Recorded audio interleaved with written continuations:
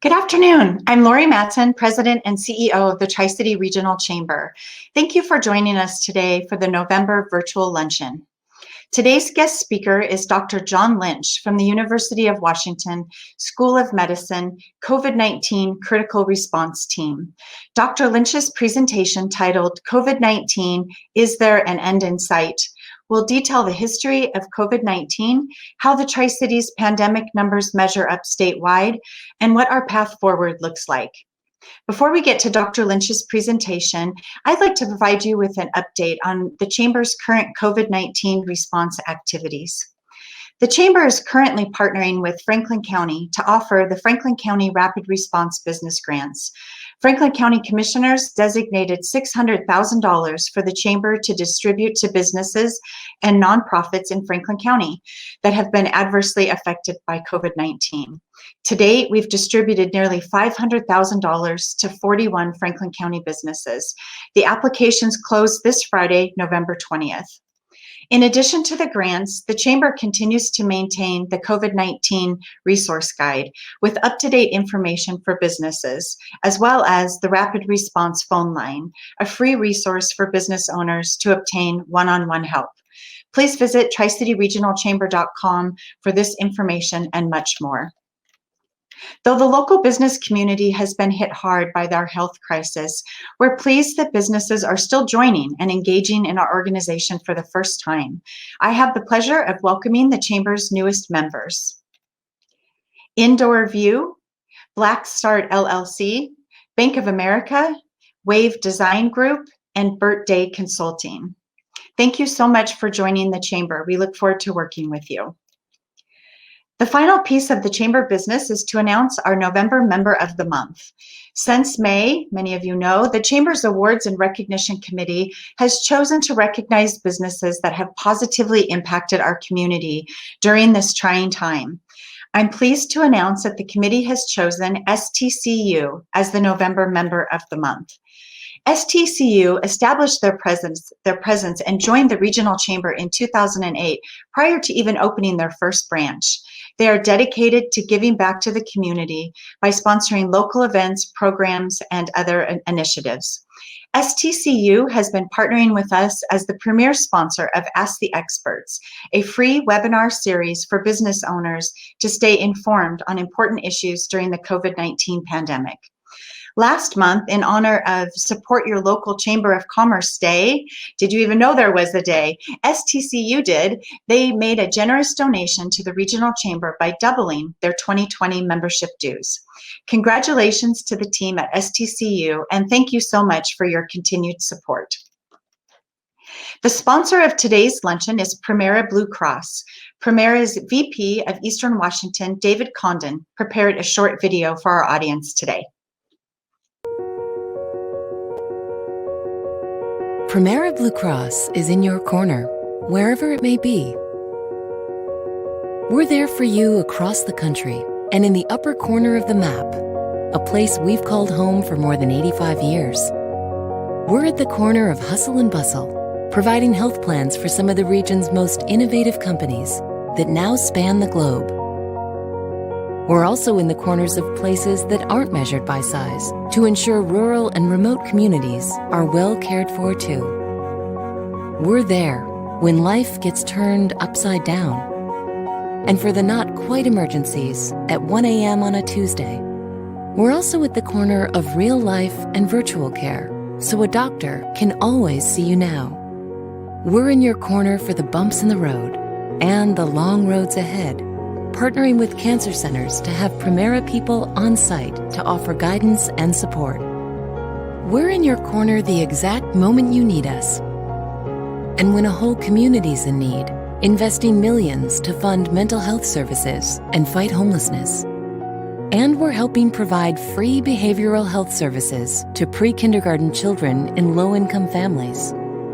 At Premera Blue Cross, we're in the corner of new arrivals, the young at heart, and everyone in between. We're also in these corners, and these corners. Every day, working hard to make healthcare work better. We're Premera Blue Cross, and we're always in your corner.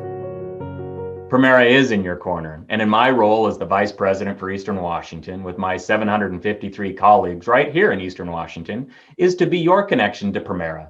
My name is David Condon, and I've called Eastern Washington home most of my life, except leaving to college and spending 8 years in the Army. This past February, I joined the Premera team after 15 years in the federal and local government. At Premera, our purpose is to improve customers' lives by making healthcare work better. We provide healthcare coverage and related services to approximately 2.1 million people in Washington and Alaska, and that includes just over 15,000 members right here in the Tri-Cities area. Premera Blue Cross is headquartered in Washington and has been in existence since 1933. We're pleased to sponsor today's program as we all know the significant impact the pandemic has had on our community. From February, Premera has had our customers and our members at top of mind. Actions we have taken include waiving cost shares and deductibles for COVID-19 testing and related office visits, and suspending prior authorization requirements for COVID-19 testing and treatment. We've increased access to prescription medications by waiving early medication refill limits on 30-day prescription maintenance medications, as well as encouraging our customers to access their 90-day mail order benefits. We've waived all telehealth costs and deductibles for virtual health visits, and we've removed member cost shares for the COVID-19 testing and medically proven treatment during the crisis. For the communities we live and work in, we've contributed more than $650,000 to community foundations across Washington to support vulnerable populations through Premera's Social Impact Group. It's the philanthropic arm of our company. We're actively working with existing nonprofit partners to meet short-term and long-term needs in response to COVID-19. And I've been meeting with nonprofits right in the Tri-Cities area who are serving the most vulnerable to see how Premera can best support those in our communities that we live and work in. Additionally, we've supported our healthcare partners during the COVID-19 pandemic, providing up to $100 million in financial support in the form of advance payments of claims to medical, dental, and behavioral health providers facing significant financial pressures due to the pandemic. Access to healthcare is so critical during this pandemic, but it's also a key initiative at Premera. We're continually focused on access, and to that end, we've committed some $12.5 million to address access throughout Eastern Washington, whether it's equipment, nursing education, or medical residency funding.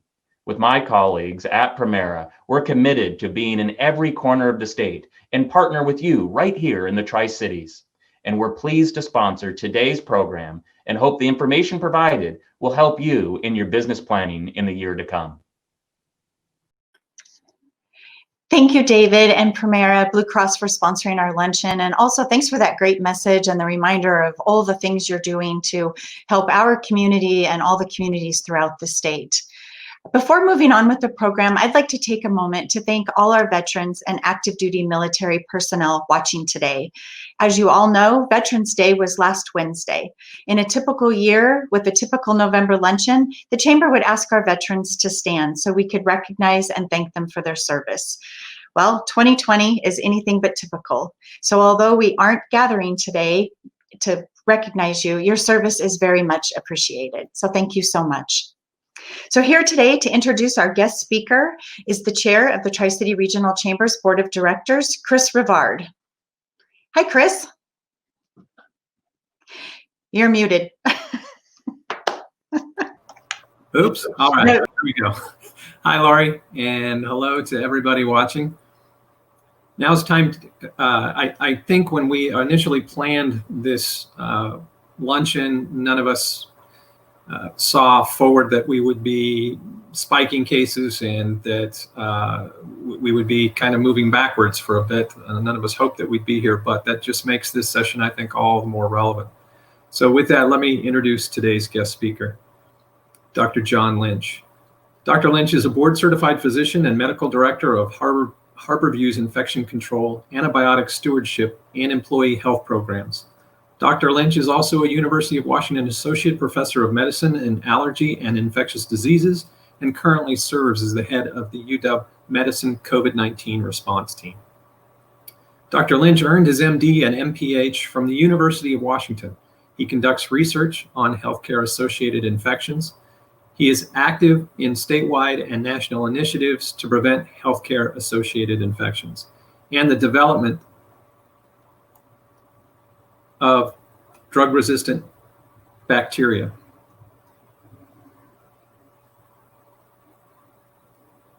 He is an active member of the Infectious Disease Society of America and the Infectious Disease Society of Washington.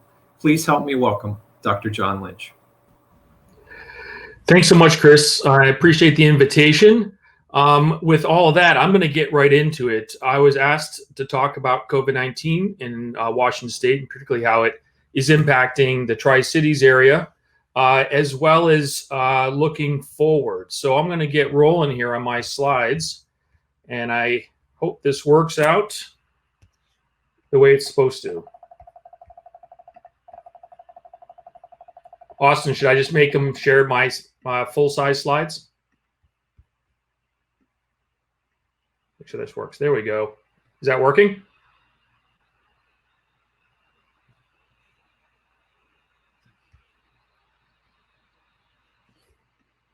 Yep. Okay. Screen went a bit nutty. Okay. I'm going to just go for it.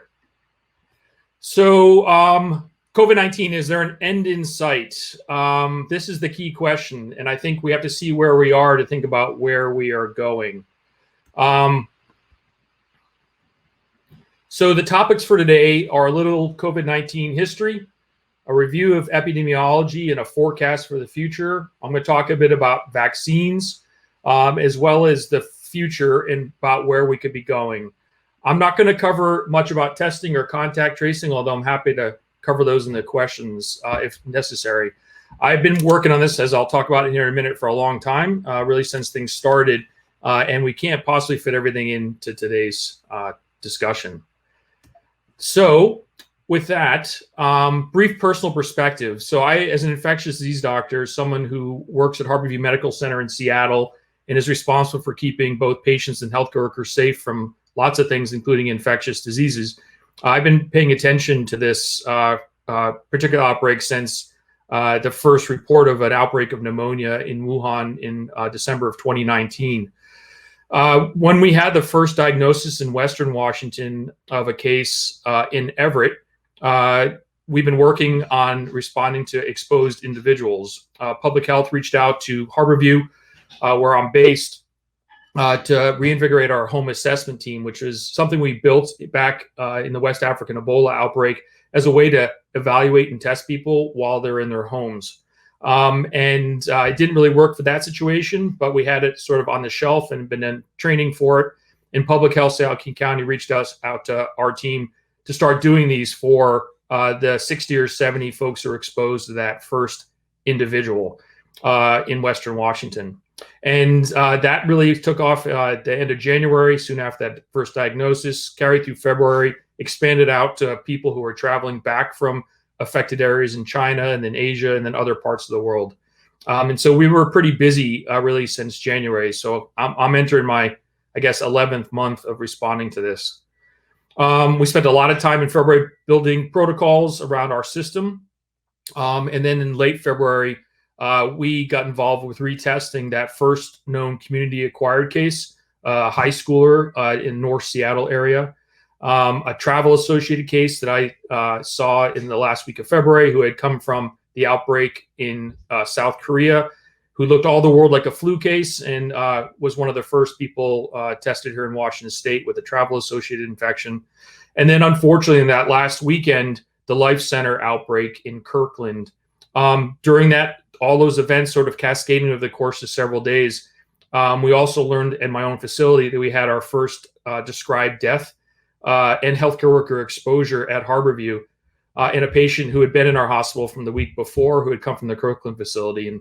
And later on testing found out that that person was indeed infected. And really since then, I've been working on COVID-19 essentially full time in UW Medicine, but working with the Department of Health, the Washington State Hospital Association, the Northwest Healthcare Response Network, my Infectious Disease Society, WHO, and many others. So as I go through this, that's the perspective I'm coming from. So the question is there an end in sight? Well, to figure that out, we have to define what is an end. an end can be defined in lots of different ways, but if you think about it, it's kids fully going back to school, restaurants and bars being fully open, flying on planes for vacations, going to offices like we normally wear, not wearing masks, not physically distancing and doing all those sorts of things. Well, I would say that the answer is sorry, no. Although I've given this sort of talk a couple times before, this is the first time I put it in red, and there's an asterisk there, which is an update from the prior times I've given this. And I'll get back to what I mean by that shortly. So let's go through some of the epidemiology, and I'm going to go from the national to the local. So this is the snapshot of the COVID-19 case numbers from yesterday, published by the CDC. You can see that total cases were just over 11 million. We're about 1 million more per week, which is really unfortunate because the number of new cases is actually accelerating. Across the United States, we're at 47.5 new cases per 100,000 over the prior 7 days. And there's enormous variation. In some places, much higher. Indeed, in parts of Montana, it was around 1,000 cases per 100,000 just recently. Here in King County, we're about 250 cases per 100,000. And you can see approaching 250,000 deaths. Just looking at the number of deaths, you can see that the trajectory continues. The blue bars are the number and the red line is the rate. We just continue to see additional deaths accrue without really change in that slope. I also want to call out who's being hit by this infection and who's dying from it. So on the left side is the percentage of cases across the country, and on the right side is the percentage of deaths also across the country by self-described ethnicity, with Hispanic Latino in the top. You can see that the next large bar is Black non-Hispanic, and then the next large bar is white non-Hispanic on the left side. And what you can see there is the percentage of folks in those communities who are being infected. And on the squares to the middle there, I put the percentage of the population that those communities currently consist of. So for the Hispanic Latino population, they constitute about 16.3% of the population, but are infected or basically 26% of all infections are in that population. Similarly, Black non-Hispanic individuals constitute 12.2% of the U.S. population, yet are 15.4% of infections.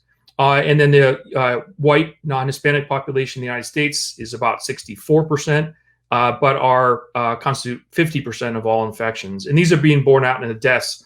You can see on the right where Hispanic Latino is 15.7% of all deaths, Black non-Hispanic is 20% of all deaths, and white non-Hispanic is 55% of deaths. So you can see a very clear description of the disparities that are occurring right now and throughout the country, and indeed in Washington state as well. And this doesn't even capture really all of the other populations. For instance, in King County, the Pacific Islander population is being hit in a way that's very similar to the Hispanic population as well.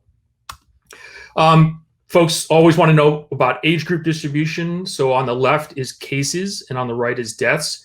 Here I'm going to start backwards with the right-hand side. We do know that age is definitely associated with bad outcomes and severity of illness. And you can see that that's borne out here as you get older, particularly when you hit 70, 75, the rate of death in that population increases quite a bit. And a lot of that had to do with the distribution, particularly in skilled nursing facilities very early on.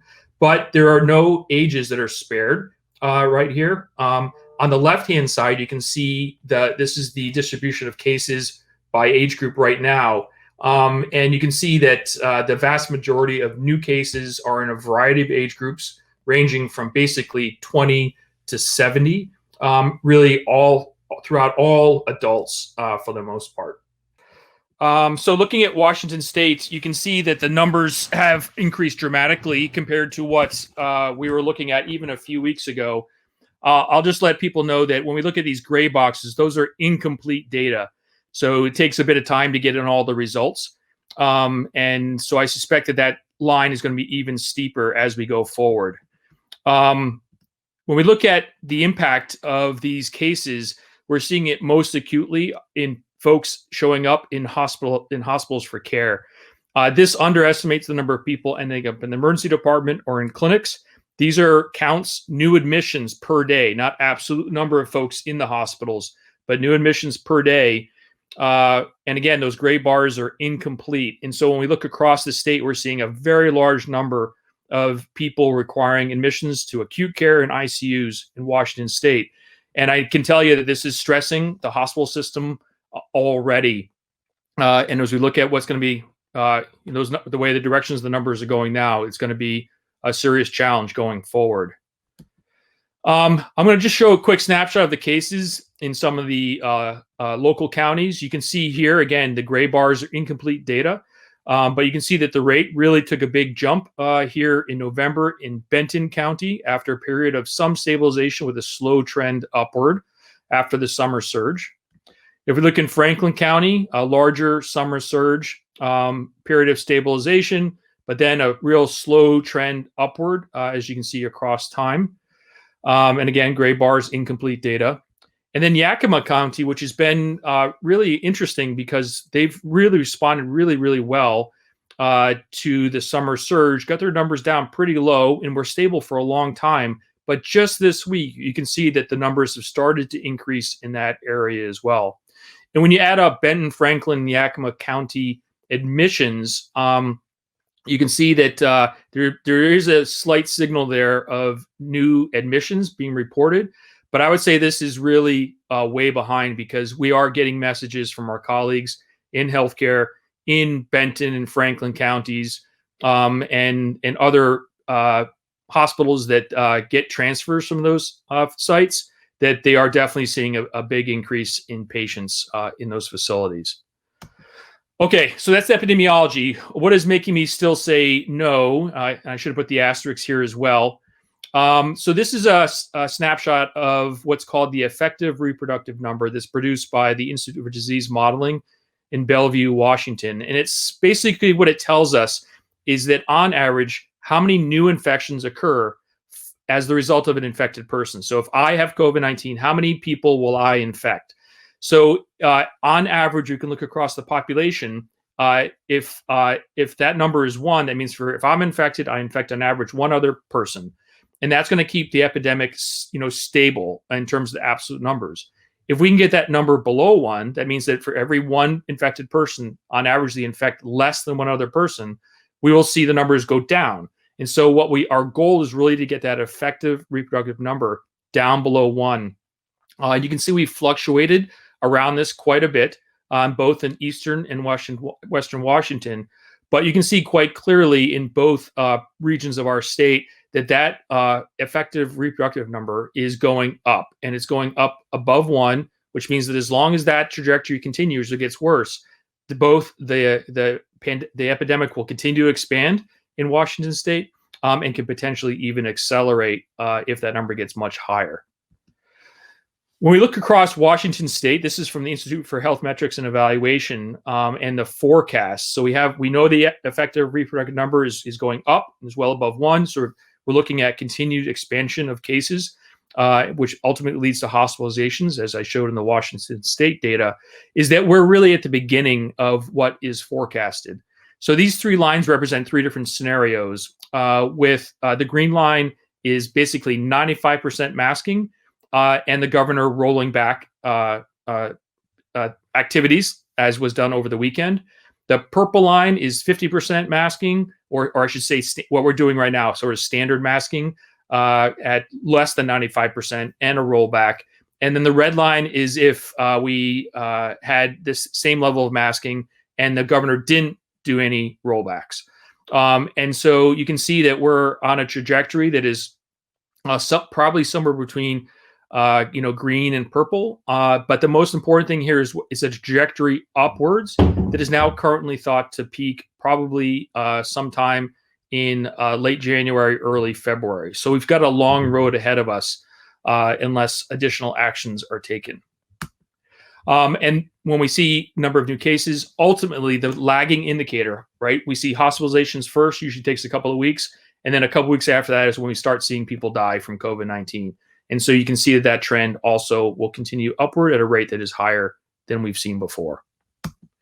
And as I mentioned, healthcare utilization is probably the most proximate and stressed issue right now. And so if you look at all resources in that purple line, even looking at the conference intervals, that shaded area, we're looking at increased utilization for pretty much everything we need in healthcare. Especially ICU beds is probably the most acute issue, but regular acute care beds and all the people who staff those facilities, who are also parts of the communities, they're seeing increased case counts, increased number of infections, which is also impacting healthcare workers getting infected, which then creates additional staffing challenges. So it's all coming together in this situation right now. So I said no. So the question is, how do I get to yes? Well, we need to drive our community rate to less than 25 cases per 100,000 over the last 14 or 17 days, whatever metric you want to use, and get that effective reproductive number to less than 1. We have a lot to learn about this virus, but we know a lot. And we know what interrupts transmission. So physical distancing is the best thing, right? Staying far apart is the best way to keep transmission from happening. So we got to focus on that. We've got to get as high a rate of mask use in the population as possible.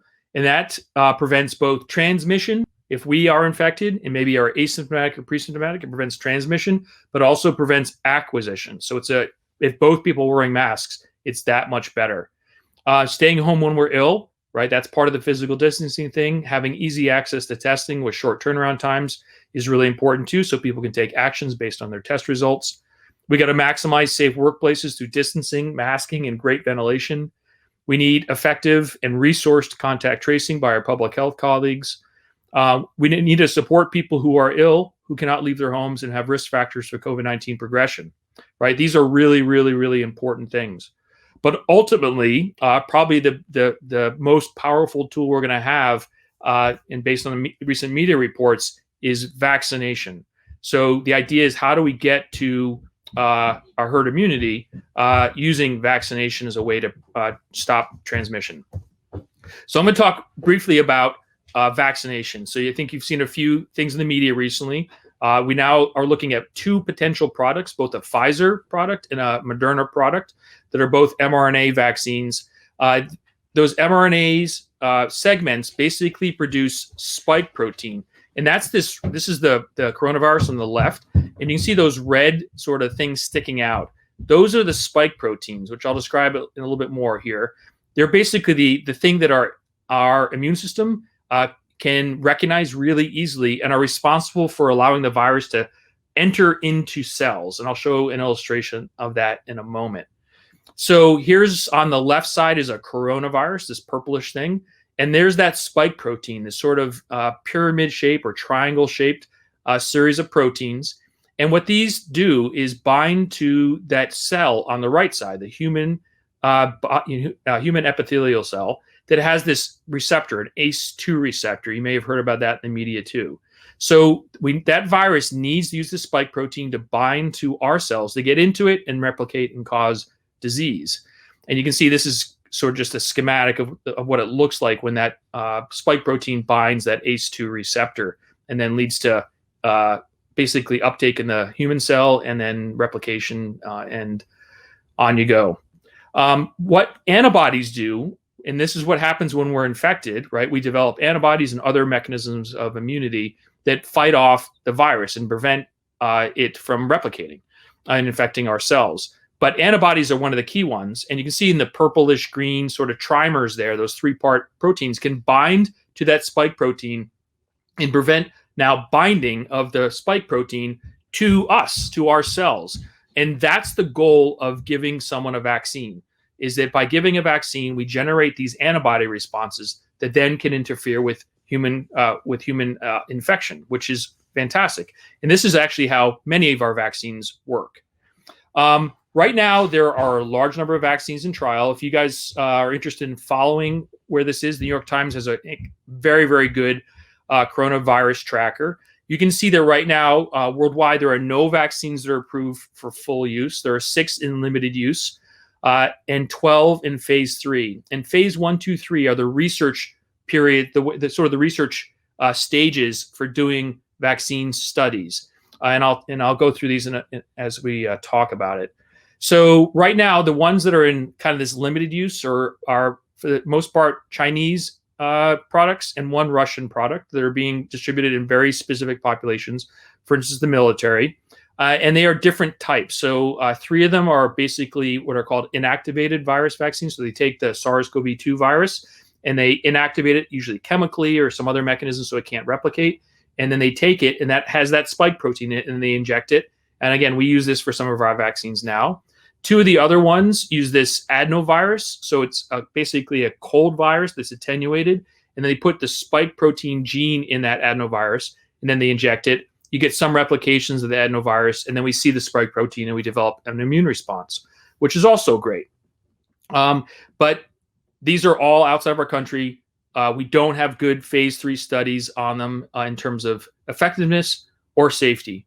And yeah. So the ones that we're more interested in are the ones that are currently in phase 3. Most importantly are the Pfizer product here and the Moderna product. And what's really amazing about this is that I think most of us were hoping for a vaccine that would be around, like a flu vaccine, maybe 50 or 60% effective. And so when we heard about these publications, and these, again, just media reports, we haven't seen the actual data, reporting something around 90 to 95% efficacy, that's extremely exciting because that has incredible potential if we're able to get it distributed out to populations. And so we're really looking forward to seeing more data in this, them completing their studies. And then I'm actually hoping they will have access to it in stages over the next year to actually make great strides towards that reopening. So this is my asterisk that I put out there is that, when I last gave this talk, I said no, but now we have vaccine data that looks extremely promising. And I'm very hopeful. It's given me, when I talk to immunologists, virologists, and vaccine study experts, they are cautiously optimistic about these data. And so very, very promising. But I will put in the caveat, it is going to take a kind of a major national effort, a coordinated effort to get these vaccines out, because it's not just having a store of them, it's how you distribute them. And particularly the Pfizer product requires a -70 freezer, and both of them require 2 injections. So a lot of complexity in the logistics part. But behind that, there's many more using other mechanisms for vaccination.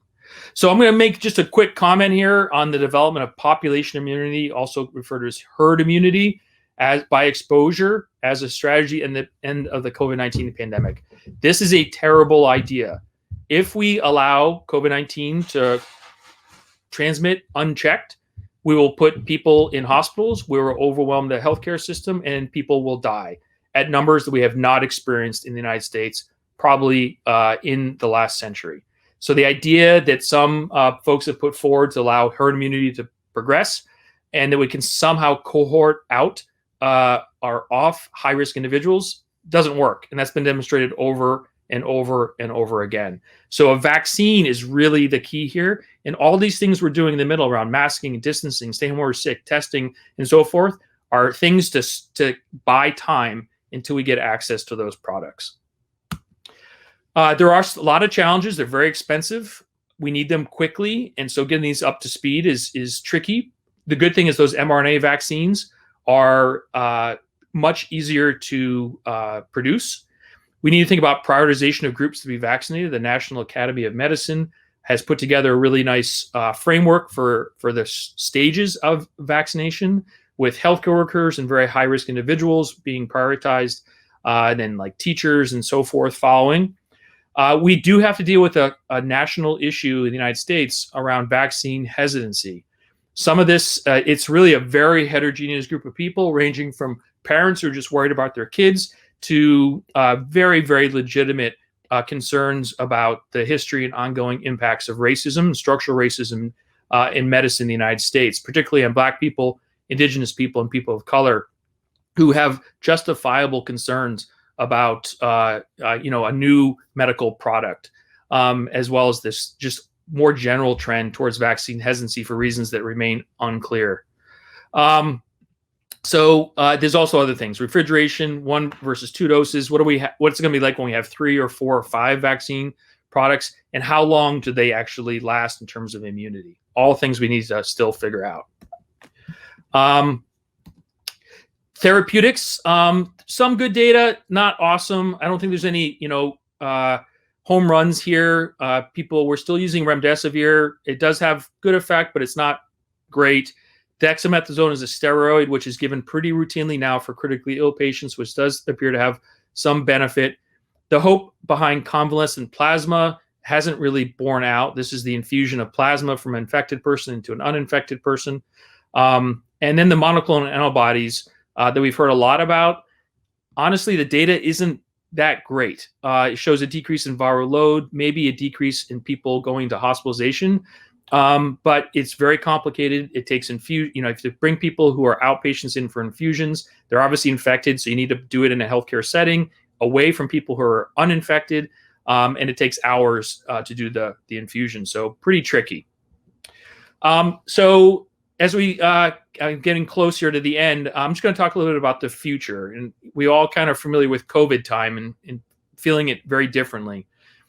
So what is the future around near COVID time? Well, as I pointed out with the disparities in infection and death rates in the United States, this is an incredible opportunity for us to address these structural issues around disparities in access to care, education in care, testing, and all the other things that have led to bad outcomes in those specific communities. And so I hope we're working on that. We still are early in terms of the potential flu season and the cold and flu season here. Southern Hemisphere has seen very little flu. And I think that I'm hoping that we'll find something similar, but our masking has not been as good in the United States as it has been in many other countries. We have this issue with SARS-CoV-2 increasing right now, and I suspect this is going to be a pretty rocky ride for the coming weeks and months. There's the potential as the COVID-19 numbers increase that if flu jumps in there, we're going to have a potential twindemic. I mentioned the issues in healthcare capacity. The healthcare systems in Washington State are currently very stressed everywhere. And we still don't have a reliable supply chain. The national failure to develop a federal response around supply chain now almost a year out is extremely challenging for us in terms of the inability to have reliable sources of masks, respirators, cleaning supplies, and similar. We're all feeling exhaustion around this pandemic fatigue, and I think that's leading a lot of the activities are leading to transmissions. And for folks who are outside of healthcare who feel this, just imagine what it feels like to be in healthcare and seeing patients get sick and die from COVID-19. I would argue, as someone who's not at the bedside these days and doing much more planning work, it's super hard. And then lastly, the epidemic of misinformation that has been unprecedented this year. It's really, really, really challenging. I was asked to talk a little bit about the Safe Start in Washington, how we move between phases. I think everything's on hold right now, especially the governor's declaration. But again, I'm happy to give these slides to everyone on this call, and they can take a look at it. But these are the 5 main areas that need to be addressed for counties to move between phases. So we need to have disease activity limited. You can see less than 25 cases per 100,000 over 14 days. Hospitalizations need to be flat or decreasing, and that effective reproductive number that I showed you needs to be less than 1. Right? Those are the main ones. We also need the health system to be prepared for cases. We need our public health colleagues to be able to do contact investigations and notifications.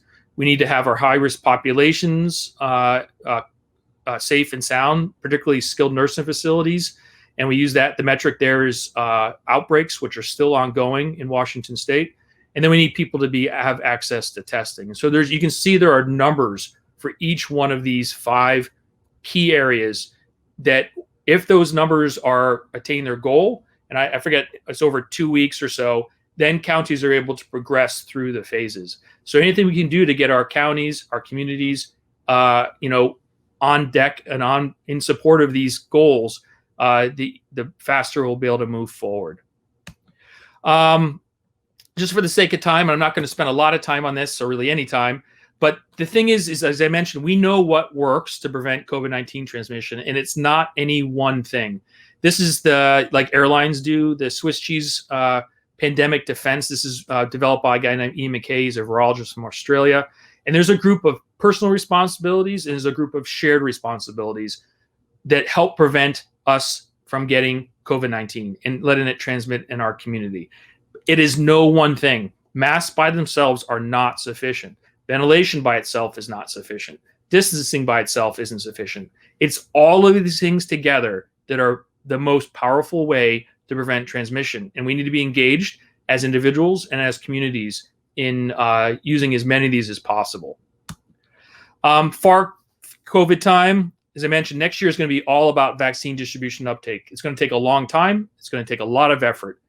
Pandemic fatigue is going to continue. Misinformation seems to be a problem, and I suspect it's going to exploit the vaccine hesitancy issues in the United States around that are going to be particularly problematic when there's going to be a large number of people who refuse to get vaccinated against COVID-19. The economic impacts, I don't need to explain to this group about those, but I suspect that those are going to be long-lasting. And then ultimately the future of public health and science in the United States, which, the attention to science and public health this year has been unprecedented, but at the same time has highlighted some of the serious threats to both public health and science in the United States. So I'll stop there. I know there's one question that's written in, but I'm happy to take other questions. And just for everyone's clarity, that's a vaccine there. I do strongly believe that these things are going to save lives.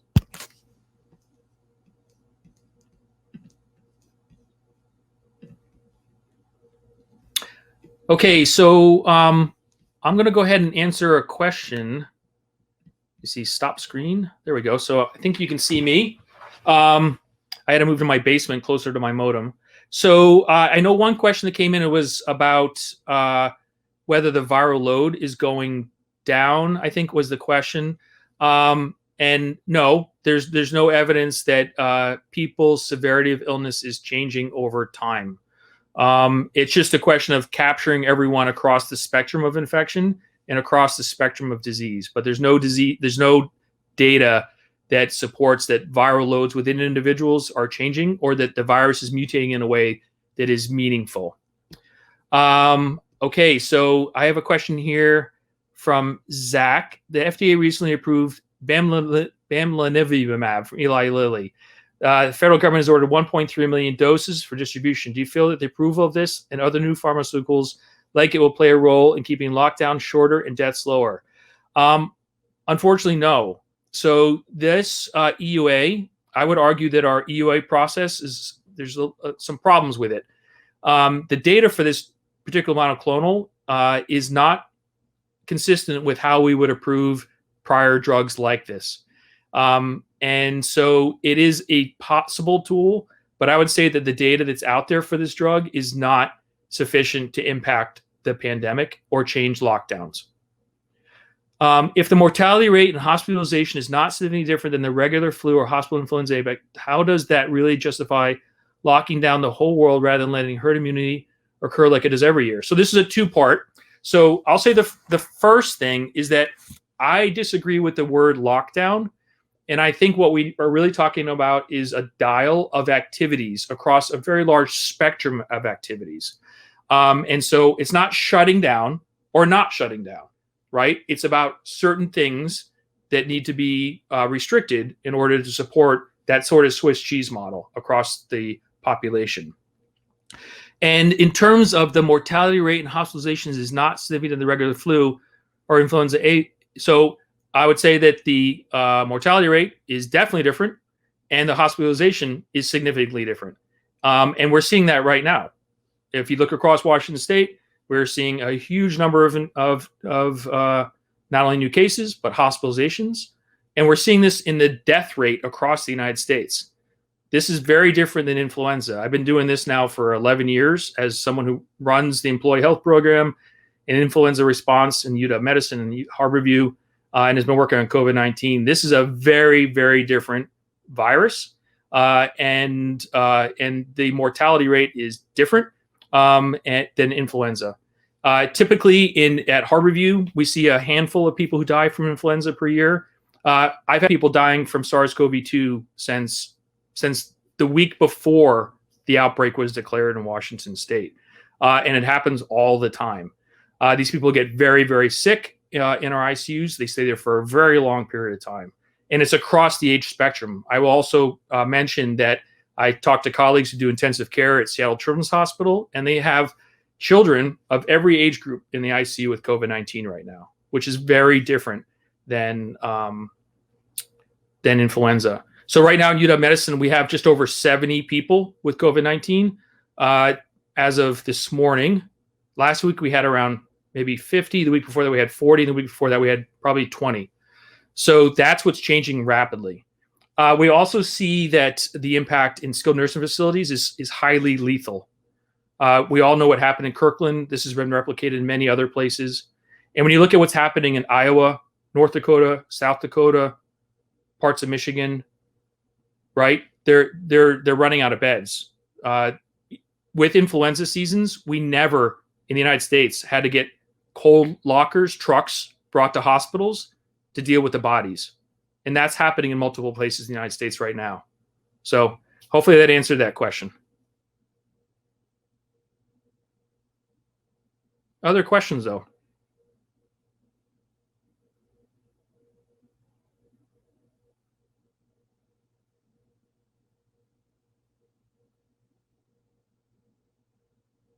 Hopefully you guys can still hear me.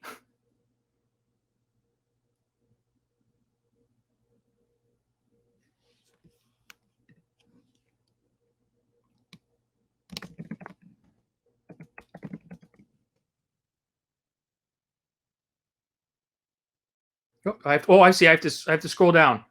Okay, here. Please explain what you mean by national failure supply chain. We have seen great improvements in availability. Please share statistical data that led to your comments. I'm curious if we're seeing an anomaly. So I don't have any statistical data with me right now, but we continue to struggle with N95 access. For instance, to respirator access. This has been a huge challenge throughout time. If folks really want to take a quick look at it, there's a great article in the New York Times yesterday talking about the gray market for N95s. This could have been addressed very early on with a national coordinated strategy and still has not happened. We've had to go to, I can't tell you how many kind of gray market manufacturers to look at masks. We have to deal with all the different masks we have, respirators, masks, to see whether they're counterfeit or not. It has been a significant challenge because, I'm not an expert in figuring out whether this mask or that mask is the right mask based on the number of layers and materials, but that's the type of work we've had to do. So it's been a big problem. Have there been significant mutations in the virus, and will that affect? Nope, not that we know right now. Fortunately, the mRNA vaccine can be changed, I think, in a way that's much faster than the flu vaccine, but the SARS-CoV-2 doesn't resort like influenza virus does, and it has proofreading too, so it's not going to mutate nearly as much. I'm reading about infectious dose of possibly around 10 to 1,000 plaque-forming units. To be honest, I've seen numbers all over the place in terms of the infectious dose, so I don't know. Sorry, Kim. Can you speak to how the amount of virus someone is exposed to may correlate to the severity of illness, if it does? Yeah, this is a great hypothesis come from Stacy that I think is pretty reasonable. So if you're near someone with a lot of virus and you inhale a lot of virus deeply into your lungs, the likelihood that that dose is, more virions there is going to lead to more disease is very reasonable. A lot of infectious disease has to do with inflammation as opposed to the direct toxic effect of the virus. So you can see if you have a lot of virus that are infecting a lot of cells and you have a very robust immune response, which clearly is a part of the COVID-19 disease process, right? We see these people who get better and then actually get sicker due to some, inflammatory processes is pretty reasonable. What are the recovery rates of patients that are hospitalized state and county? So I don't have access in Benton County or really here. We are getting more people out of the hospital with acute care. We've learned a lot more about how to improve the care of patients. You may have heard of things like proning. This is where you flip people on their belly, dexamethasone, just understanding how the disease progresses. We definitely are getting better at taking care of folks. And so, your opinion of the risk assessment planning tool recently put out by Georgia Tech. I'm sorry, Chuck, I don't know what that is, but I'm happy to look it up. With all your medical background and experience, what would you say the community should do to most protect themselves and others from COVID? I would say no gatherings, right? No one over for Netflix and chill. No inside gatherings, football, anything like that. And when we're out in public, masking, and distancing when we're in our workplace. Sherry, can you be reinfected with COVID? Yes, but very, very, very, very rare. We're still learning about it. It's a hard thing to detect, but we think it's extremely rare. And you probably need at least a few months, maybe longer than 6 months for that to happen. Are you seeing any data suggest that people in your hospital are at risk for contracting COVID simply by being in the hospital? Or are COVID patients placed in units? They're typically placed in separate units. And I think hospitals are in general very safe places. The highest risk place for our health workers is not taking care of COVID patients. It's about being in the community. So protecting them is really important. And then the last question, what do you think are potential long-term effects after someone has recovered from COVID-19? Yeah, so this is the issue. We're starting to see this. You've probably heard about in the media, these long haulers. People have persisting symptoms for weeks and maybe even months after their disease. So there's that, headaches, fatigue, all these other things. But there's also folks, and we've seen this a number of times, where they get better. They're actually kind of feel better, and then they have a sudden thing like what's called a pulmonary embolism, a clot in their lung, or something that has to do with an underlying inflammatory process, probably triggered by the infection itself. So that is something, again, we're still in the early stages of understanding about, but we're seeing a lot of the folks with persisting symptoms even after that acute resolution. So this is very different than flu. Okay, folks, I'm sorry, I need to go. I thanks so much for inviting me. This was really great. If you have any questions, feel free to email me. Chris and others have my email address. I'm happy to answer things offline. Thanks, everyone. Thank you, Dr. Lynch. I think we can see from the number of questions, this was an incredibly relevant topic. We aren't seeing enough of this kind of presentation, and the ability to interact with an expert like you has been very, very helpful. I do apologize for the technical difficulties. I want to encourage everybody that's watching to please continue to practice social distancing, just as Dr. Lynch said, and keep wearing your mask, keep washing your hands. This is not the flu. It is not anything like the flu if you have any grasp of the numbers that are out there. So this is real, and it is a big deal. Next up, it wouldn't be a chamber luncheon without some door prizes. We have a couple of bottles of wine to give away from one of our fantastic members, Chandler Reach. We did a drawing prior to the start of this program, and congratulations to Drew Percival with Winsong Memory Care, and Candace Trucott, hopefully I didn't butcher that last name, with Express Personnel, whose names were randomly drawn. Elizabeth Holt at the Chamber will reach out to you so that you can collect your prize. And then before we wrap up, I'd like to again thank Dr. John Lynch for his presentation today. I want to thank Premera Blue Cross for sponsoring today's luncheon, and to all of you who joined us virtually this afternoon. A video of this luncheon will be posted on the Chamber's YouTube channel and shared on our Facebook page. Please pass the link on to your friends, family, and coworkers, and thank you for joining us. Have a wonderful day.